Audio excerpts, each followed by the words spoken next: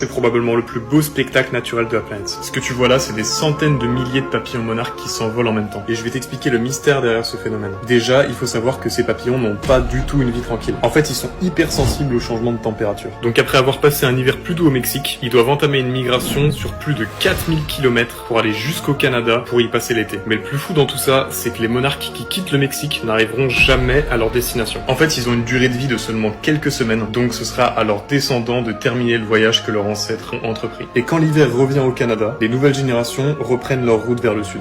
Si le grand requin blanc s'arrête de nager ne serait-ce que 10 minutes, il meurt. Son corps est uniquement designé pour que le poteau soit en mode chasse 24 heures sur 24, 7 jours sur 7 sans jamais faire de pause. Et donc, s'il décidait d'aller à l'encontre de sa vraie nature et qu'il s'arrêtait soudainement de nager, que se passerait-il exactement? Eh bien, la première chose qu'on observerait, c'est de le voir couler comme un caillou jusqu'à toucher le fond de l'océan. Et c'est l'un des deux problèmes qu'il doit combattre pour rester vivant. Le deuxième problème étant beaucoup plus critique. En fait, ce requin n'est pas comme la plupart des autres poissons. Il n'a pas de vessie natatoire. Cet organe, c'est comme un gros ballon que le poisson va gonfler ou dégonfler pour monter ou descendre dans l'eau. En gros, ça gère la flottabilité de l'animal. Et ça, le requin, il en a pas. Donc pour compenser, il a un foie de baiser blindé d'huile qui peut faire jusqu'à 25% de son poids. Pour que vous vous rendiez compte, ça représente 3 Donald Trump.